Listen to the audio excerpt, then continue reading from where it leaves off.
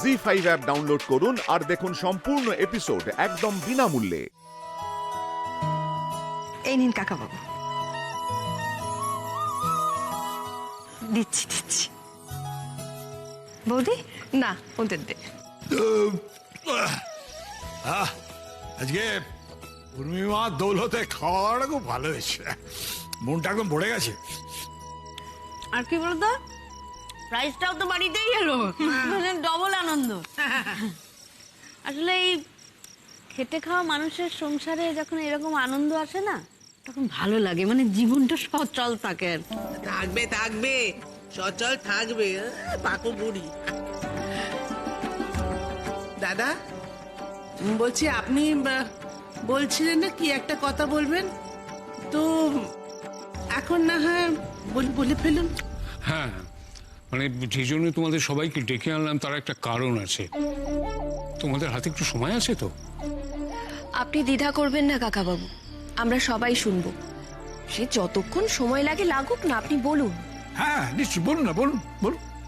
আমি কাল সকালে আমার মেজ ছেলে আর বৌমাকে একটু ডাকবো। হীরক আর গায়ত্রীর সঙ্গে আমার কিছু কথা আছে। দাদু কাল মামনিদের ডেকে পাঠাতে চাইছে কেন? কিছু কি হয়েছে?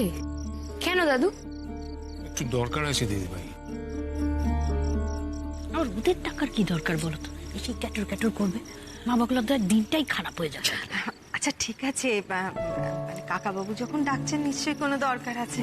হ্যাঁ হ্যাঁ নিশ্চয়ই ডাকবেন, নিশ্চয়ই ডাকবেন। আরে সবাই তো বাড়িতেই থাকবে, ডাকুন। বেশ, আমি তাহলে ওদের ফোন করে জানিয়ে দিই। তোমাদের জানিয়ে রাখলাম আর কি।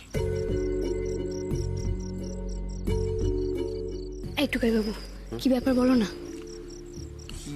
ওই যে দাদু বললেন না একটা দরকার আছে, ওটাই। আমিও ঠিক জানি না, এত টেনশন করো না, কালকেই তো জানতে পেরে যাবো আমি। হ্যাঁ বাবা, বলুন। কাল সকালে একবার উর্মিদের বাড়িতে চলে এসো।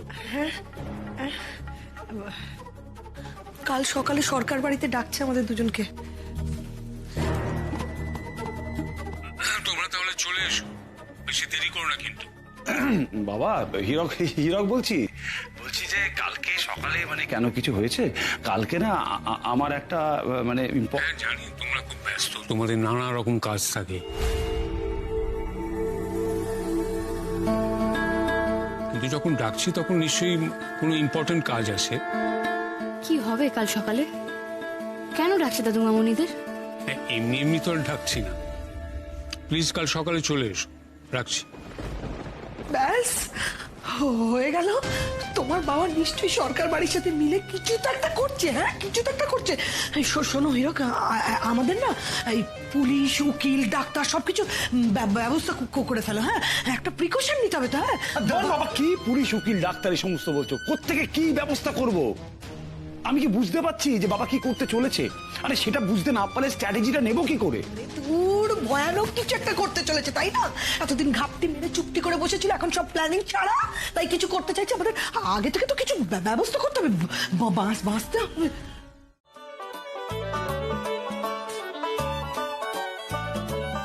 শুরু করছি আমার প্রথম প্রশ্ন। এশিয়ার সবথেকে পুরনো ফুটবল ক্লাব কোনটি?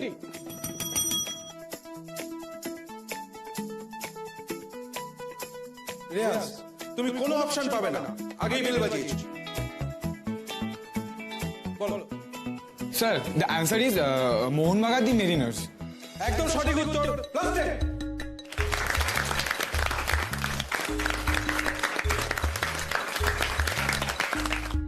অপশনের জন্য ওয়েট করলো না। আমি যদি ওয়েট করি তাহলে কোনো আনসারই দিতে পারবো না, এটা সব পয়েন্ট নিয়ে নেবে।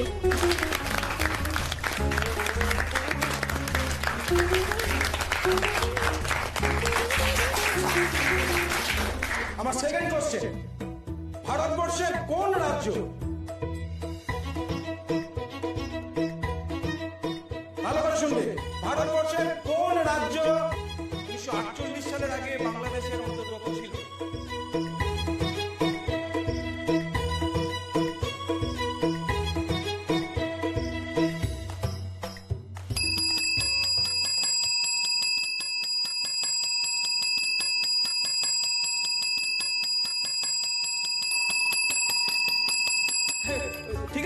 তো ঠিক আছে ঠিক আছে বল। এটা তো ট্রিক কোয়েশ্চেন। রাজ্য নয়, জেলা কোচবিহার 1947 সালে পূর্ব পাকিস্তানের অন্তর্গত ছিল, যা 1950 সালে ভারতে যুক্ত হয়। 1948 সালে বাংলাদেশ ছিল না, তখন পূর্ব পাকিস্তানই ছিল। একদম সঠিক উত্তর। ক্লাস 10। জিও বাবি জিও।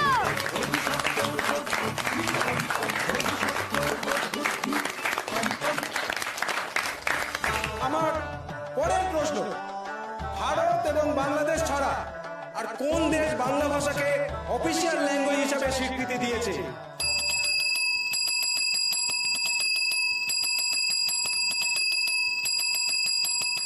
হ্যাঁ বৌদি, ঠিক আছে ঠিক আছে বলো। ওয়েস্ট আফ্রিকার সিয়েরা লিওন 2002 সালে স্বীকৃতি দেওয়া হয়েছে। একদম সঠিক উত্তর, 10 পয়েন্টস।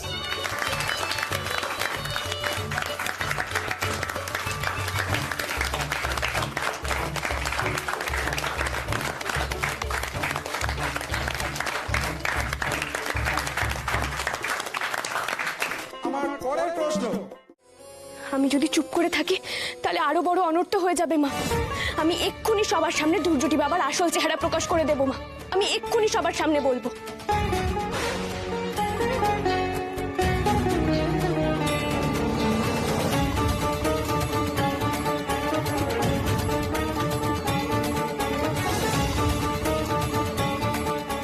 মা, তুমি আমাকে বাধা দিচ্ছ? তুমি কি বলতে চাইছো? দুর্যোটি বাবা যা করছে সেটা ওকে করতে দি, সেই জন্য কি তুমি জলে আগুন লাগিয়ে দিলে মা? মা, তোমার কি অন্য কোনো উদ্দেশ্য রয়েছে?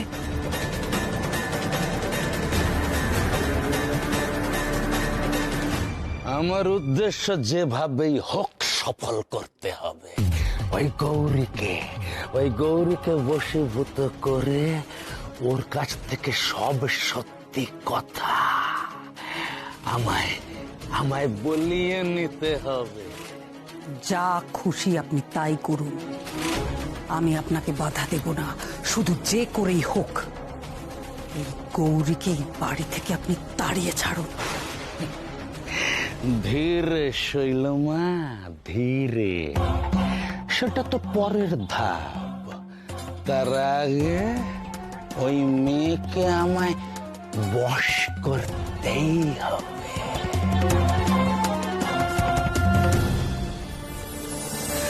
আমি বুঝতে পেরেছি মা, আমি বুঝতে পেরেছি তোমার আরো বড় কোনো উদ্দেশ্য রয়েছে। তুমি আরো বড় কোনো সত্যি সবার সামনে আনতে চাইছো, তাই তো? আমি বুঝতে পেরেছি মা। এবার যেমনটা তুমি চাইবে ঠিক তেমনটাই হবে মা।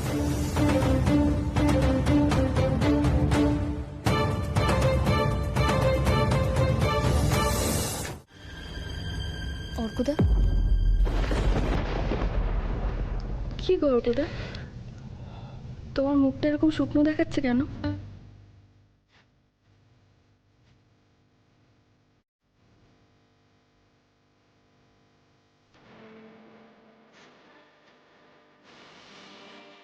অর্কদা,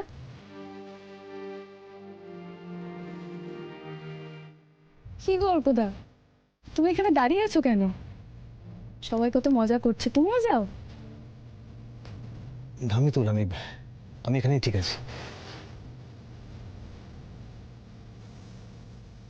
তোমার কি হয়েছে বলো তো অর্কদা? কিছু না ধামিতুল, তুমি এখানে দাঁড়িয়ে আছো কেন? তুমি যাও, গিয়ে ওদের সঙ্গে এনজয় করো। আমি ওখানে বড্ড বেমানান অর্কদা, মানে ওখানে ঠিক খাপ খাই না। আমিও তাই মিতুল। আচ্ছা মিতুল, তোমার মনে আছে আমি তোমাকে প্রথমে কিরকম ভয় পেতাম? কিন্তু দেখো এখন আমরা কত ভালো বন্ধু হয়ে গেছি। এটা কি করে হয়েছে বলো তো? কারণ তুমি আর আমি অনেকটাই একই রকম। হ্যাঁ গো, কি বলতো, আমি না ওই একেবারে নিম্ন মধ্যবিত্ত সাধারণ একটা পরিবারের ছেলে,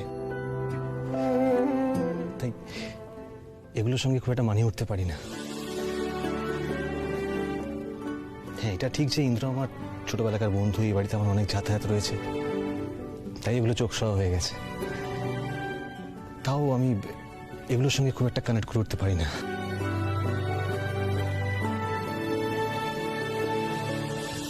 অর্কদা, তোমার জন্মদিনের দিন তুমি এভাবে মুখ শুকনো করে দাঁড়িয়ে আছো, আমার কিন্তু একদম ভালো লাগছে না।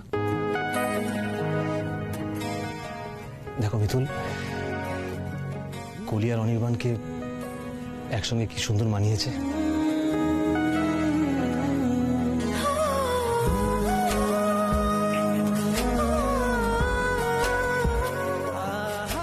আর হবে নাই বা কেন? অনির্বাণ এত ভালো ডাক্তার, কলিও ডাক্তার, যাকে বলে একদম পারফেক্ট কাপল। আমি না মন থেকে চাই জানো ওরা খুব ভালো থাক। কলি খুব ভালো থাক। তোমার কি হয়েছে বলো তো? তোমার ভিকের বিপদ? অনামিকা, আমার মনে হয় ভিকের চিঠিটা পাওয়া এবং ওর ফোন কলটা আসার পর থেকে তোমার মাথাটা খারাপ হয়ে গেছে। না না, তুমি গোয়েন্দাগিরি করো, তাতে কোনো সমস্যা নেই, কিন্তু এভাবে বাড়াবাড়ি করো না। আর মহুয়া, তোরও বলি হারিয়ে যায়, ভালোই তো ওর অ্যাসিস্ট্যান্ট হয়ে উঠেছিস। দেখ, তোরা যা ইচ্ছে কর, আমার কোনো আপত্তি নেই, কিন্তু আমাকে এইসবের মধ্যে জড়াস না। দিদি ভাই প্লিজ, ও কথাটা একবার শুনে তো নাও। বিথিদি, তুমি একমাত্র কনফার্ম করতে পারবে এই চিঠিতে যে হাতের লেখাটা আছে সেটা বিক্রম স্যারের কিনা। দেখো, তুমি বিক্রম স্যারকে যেভাবে চেনো অন্য কেউ সেভাবে চেনে না। তোমরা ছোট থেকে একসাথে বড় হয়েছো। বিথিদি, বিশ্বাস করো, আমি এক্ষুনি দাঁড়িয়ে তোমায় প্রমাণ করে দিতে পারি আমি যেটা বলছি সেটা সত্যি। আমার সন্দেহ মিথ্যে নয়। তুমি প্লিজ একবার চিঠিটা পড়ে দেখো। তুমি এই স্ট্যাম্পটা দেখো, মেলবর্নের যে স্ট্যাম্পটা সেটাও ঠিক মতো পড়েনি, কিরকম ওপরে লাগানো। তুমি একবার ভালো করে দেখো। বিথিদি প্লিজ একবার তুমি চিঠিটা পড়ে দেখো। দিদি ভাই, ছোটদা ভাইয়ের হ্যান্ডরাইটিং তো তুমিই সব থেকে ভালো চিনবে।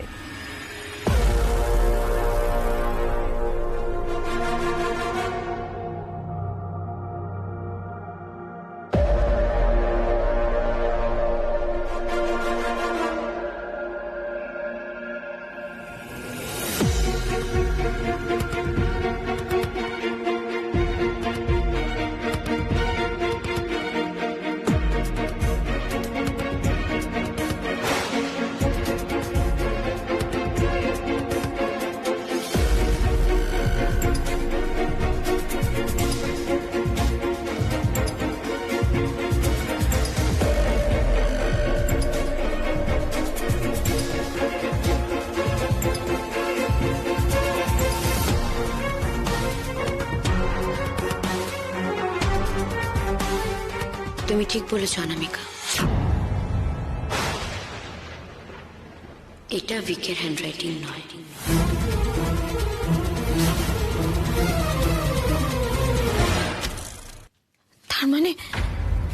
তার মানে তো অনামিকা ঠিক বলছে। ছোটদা ভাই নিশ্চয়ই কোনো বিপদে আছে।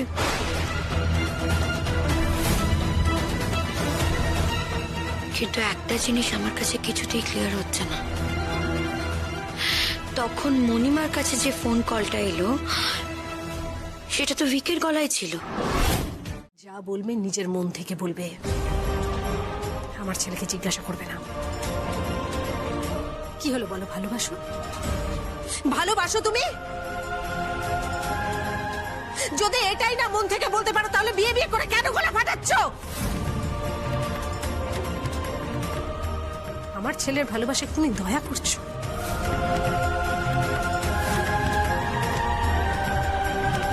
আমার ছেলেটা নড়বড়ে, আত্মবিশ্বাসের অভাব জীবনে কিছু করতে পারেনি, নিজের পায়ে দাঁড়াতে পারেনি। সেই জন্য আমার কাছে, ওর বাবার কাছে, এই বাড়ির লোকের কাছে, তোমার বাড়ির লোকের কাছে যথেষ্ট অপমানিত। তারপরে তুমি ওকে দয়া করবে? আমার ছেলেকে তুমি দয়া করবে? এর থেকে বড় অপমান তো আর কিছু হয় না হুসেনি রায়চৌধুরী।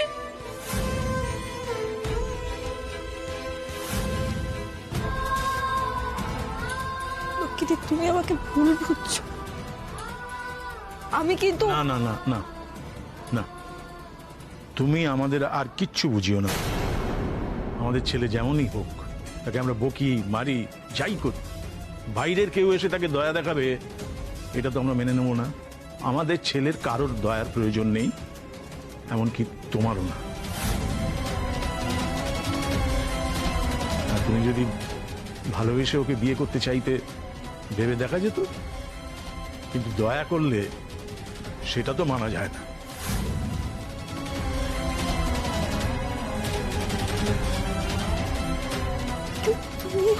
এই মেয়ে, সকাল থেকে অনেক বেয়াদবি সহ্য করেছে তোমার।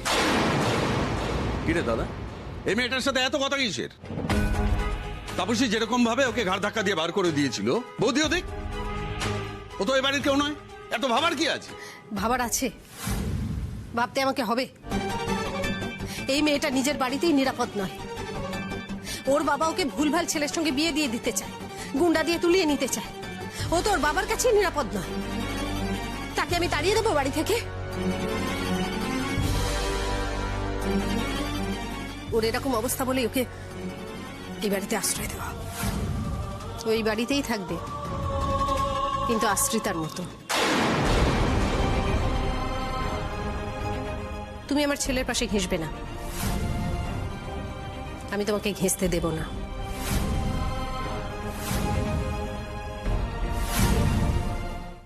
কি নির্লজ্জ মেয়ে গো তুমি! হ্যাঁ, এত অপমান করা হচ্ছে, তারপরে ঠায় দাঁড়িয়ে আছো মুখ উঁচু করে। এই তোমার জায়গায় আমি থাকলে না কখনই বাড়ি ছেড়ে বেরিয়ে চলে যেতাম। আরে কোথাও যাওয়ার জায়গা থাকুক বা না থাকুক, আত্মসম্মানটুকু নেই তোমার? আত্মসম্মান আছে আমার। কি করছো? আমি পারবো নামতে। তুমি না আমার মাথাটা গরম করবে না, হ্যাঁ? অবাধ্য হবে না, যেটা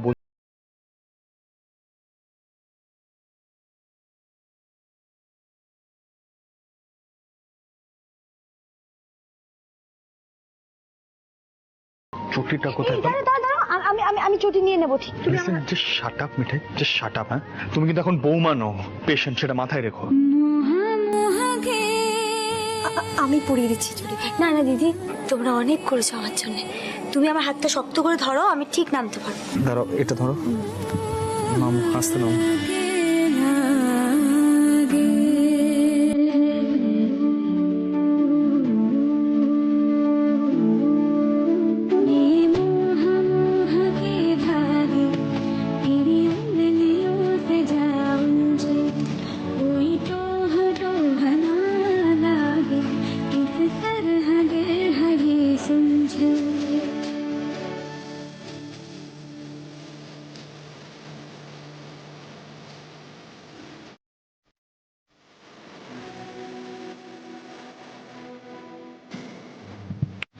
ঠিক আছে, আমি এক কাজ করছি, আমি নিয়ে নিচ্ছি। আপনি এই দাঁড়াও।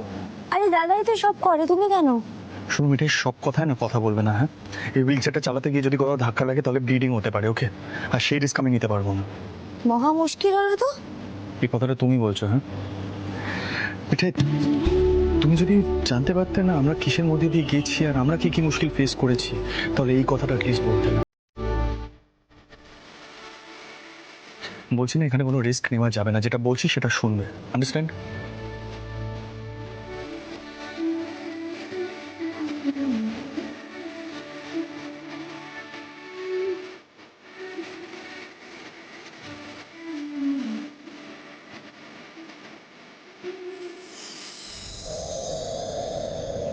তুমি গোপালকে তোমার কাছে রাখো। দাদা, আমি নিচ্ছি, প্লিজ কিছু মনে করবেন না, হ্যাঁ?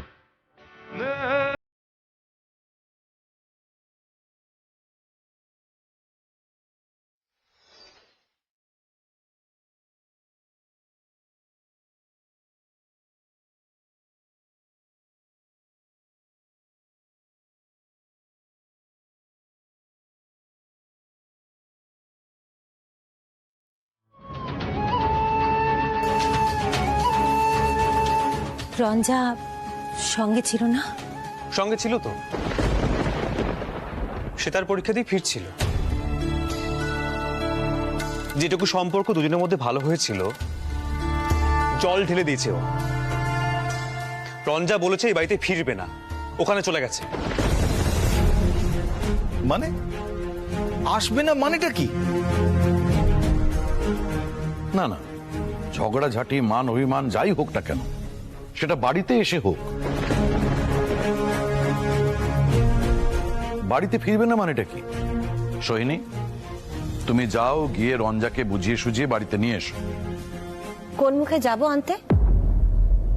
রঞ্জা তো চেষ্টা করছিল এ বাড়ির সঙ্গে মানিয়ে নেওয়ার। হঠাৎ মল্লার কেন আবার সেই পুরনো রূপ ধরলো? রঙ্গনের গায়ে কেন হাত দেবে ও? মল্লিকা নিশ্চয়ই নিজের ইচ্ছায় সাজাতে গেছিল, নয়তো রঙ্গন ওকে জোর করে পাঠাতো না। রঙ্গন সেই ছেলেই নয়। এসব কথা নিশ্চয়ই মল্লার কানে তোলেনি।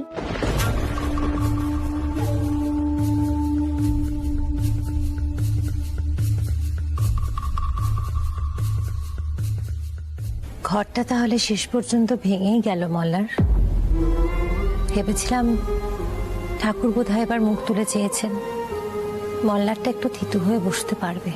আসলে কি বলতো কাকিমা, মল্লার কানে এই বাড়ির লোকজনরা ভালো থাকতে দেয় না। আজ যে ও ভুলটা করেছে সেটা যে ভুলই, এখানে কেউ কিন্তু সেটা ওকে ধরিয়ে দিচ্ছে না। আর মল্লার বাইরে কে কি ভাবলো না ভাবলো সেসব দিয়ে কিন্তু কিচ্ছু যায় আসবে না, সেখানে কোনো গৌরব নেই।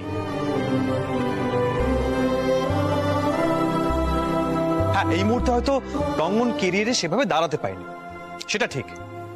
কিন্তু মল্লার তুমি এটা দেখতে পাচ্ছ না যে রঙ্গন মল্লিকার একটা শখকে কতটা সম্মান দিয়েছে, কতটা গুরুত্ব দিয়েছে? শোনো, ওর ব্যাপারে না কিচ্ছু বোঝাতে আসবে না আমাকে। আগেও পুরুষ মানুষ হয়ে উঠুক, নিজের পায়ে দাঁড়াতে বলো।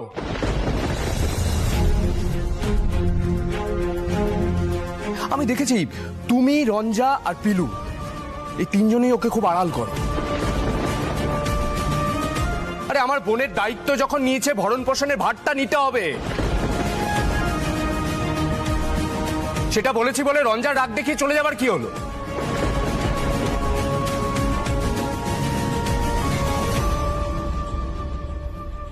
আজকে রাতটা যাক, আমি গিয়ে নিয়ে আসবো। এসব বায়নাক্কা মহল্লার বসু মল্লিক সহ্য করে না।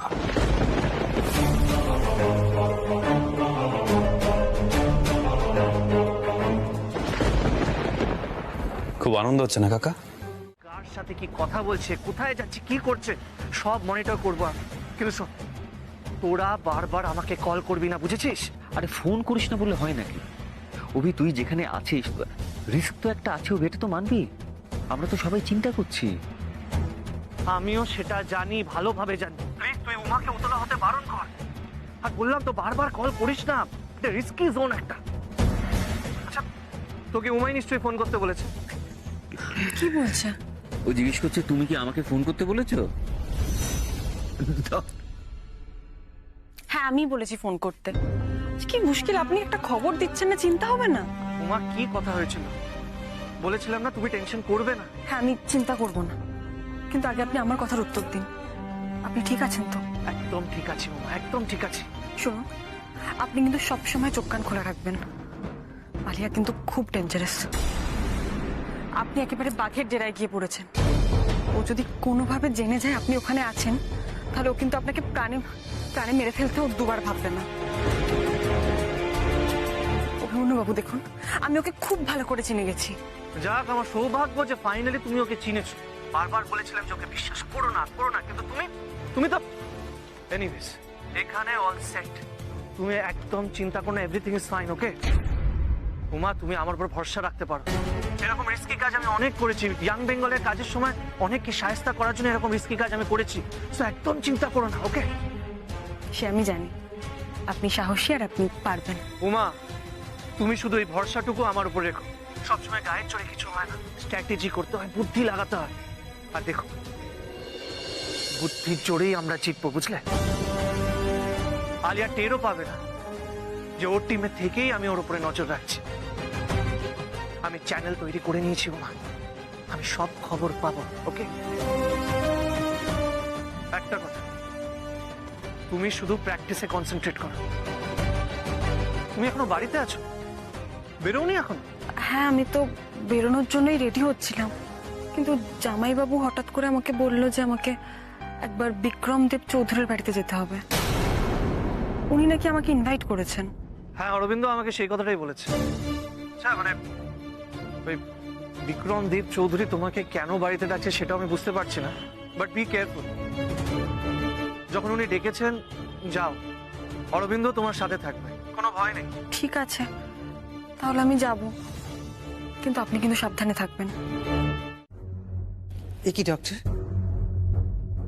আমার যদ্দূর মনে আছে আপনি তখন বললেন যে যে কোনো একজনই ভেতরে যেতে পারে, তাহলে? হ্যাঁ, মানে আমি বলেছিলাম, কিন্তু আমি ওনাকে ডাকলাম ওষুধগুলো বুঝে নেওয়ার জন্য। আমি অর্জুনের মা ডক্টর, যা বোঝাবার আমাকে বোঝালেই পারতেন। এনিওয়ে, আচ্ছা, আপনারা তো টেস্টগুলো করেছেন, কেমন দেখলেন আমার ছেলেটাকে? আমরা যতদূর বুঝেছি সেটা হচ্ছে যে ওই পেশেন্টের হার্টের অবস্থা খুবই ভালো, এরকম ঘটনা ঘটার কথা নয়। মানে ওনার যা প্রেজেন্ট ফিজিক্যাল কন্ডিশন, সেখানে হার্ট অ্যাটাক তো হওয়ার কথাই নয়। তাহলে এরকম হলো কেন? আসলে কি জানেন, মানে অনেক সময় দেখা গেছে কিছু ওষুধ খেলে এরকম সাইড এফেক্ট হতে পারে। আচ্ছা আচ্ছা, অর্জুনবাবু, আপনি কি কোনো ওষুধ খেয়েছিলেন? না। তাহলে আসতে পারি?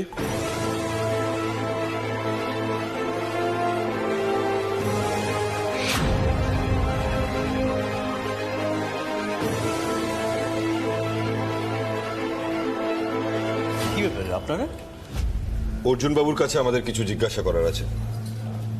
অর্জুন বাবুকে জিজ্ঞাসা করা আছে মানে কি, কেন? আপনার অ্যাসিস্ট্যান্ট নিশা, উনি আমাদেরকে ইনফর্ম করেছেন যে এই ঘটনাটা স্বাভাবিক নয়, তাই। নিশা?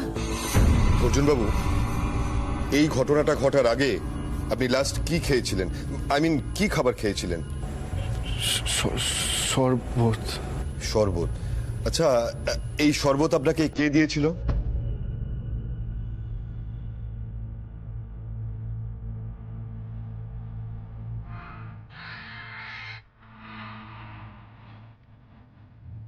আমার ওয়াইফ।